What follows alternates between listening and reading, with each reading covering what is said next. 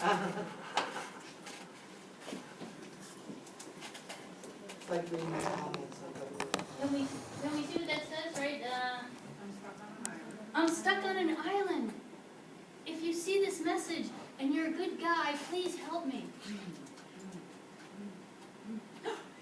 You are. I helped you. Obviously, this is a plea for grammatical instruction. Yeah.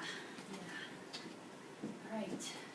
So the person who sent this back, this nice person, what kind of competence do they have? But they do have a kind of competence, right?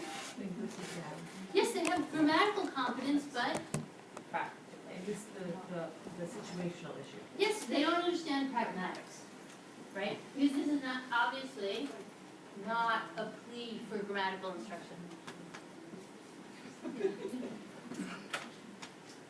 Right?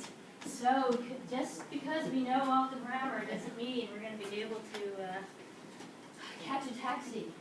Okay, and one of the things too, right, they mentioned in the book is this area. It's also a very fun area, right? Figurative language and idioms, all that stuff, right? Yeah, have fun. In case of fire, take the stairs. I got them. Right? So, let's see the stairs get off there. But I didn't understand the book after I was reading, like, all of these euphemisms we have. yes. I like wanted to add a paragraph to that, because I've run into that in my language learning. Yes, and that's the stuff, right? We know that is the euphemisms, the expressions that sometimes, it takes a certain amount of cultural competence, right, of understanding the situation before you understand them. Does anybody have some of those examples that, if they've seen that with kids in their class, any kind of expression we take for granted and they're... Like what? Can we think of one? Yeah. Too much on your plate. Hmm? If you have too much on your plate. You have too much on your plate. What plate? Yeah, what's up? I remember, this isn't actually my classroom, but when my son was a toddler, I said, oh, Nana lost her head, and he just fell on the ground crying. And I was talking on the phone with my mother. I said, oh, Nana just lost her head. And he was crying. I'm like, what's the matter? He's like, yeah, lost her head. Yeah, no, right, it's that kind of stuff. One of the things that, do we have some middle school teachers in here?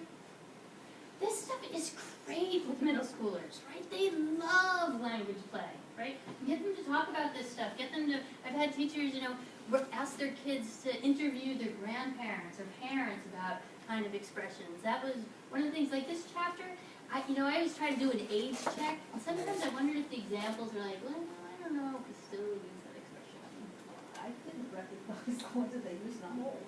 Yes, well, they're old, but yeah. So how do we make sure that we know what the more current ones are that kids are using? I think the dinner is on me one is hilarious because you show a picture of like someone having like dinner on them, and then although when they try and recreate it themselves, it doesn't always transfer. Like they'll try and come up with their own saying, and they're like, get it, and it doesn't work. Yeah. They don't use it the right time. No, They don't yeah, use it exactly. the right time, right. But that's all part of that like fun language play stuff. So where's my little cookie book? Yeah. So one.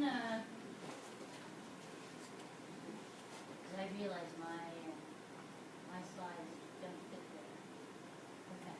So the last thing, I'm going to do about 10 more minutes, and then I'll turn it over to Jude.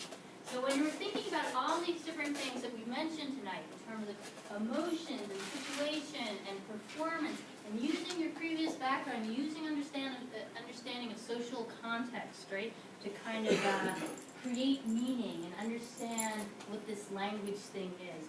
So they did all that in this, the beginning of these chapters, and then they introduced these different theories of language acquisition, right? So they started with the first language acquisition, and then shifted to second language acquisition.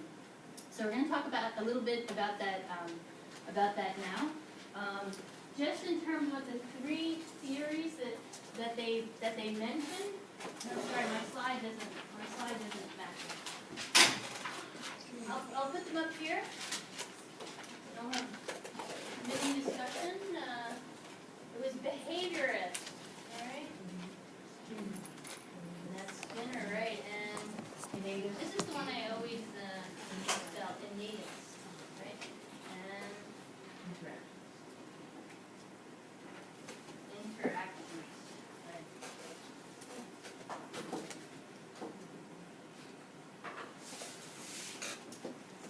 Okay, so I've been blabbing, turn to the person next to you, what do you remember about this? What's the behavior you asked?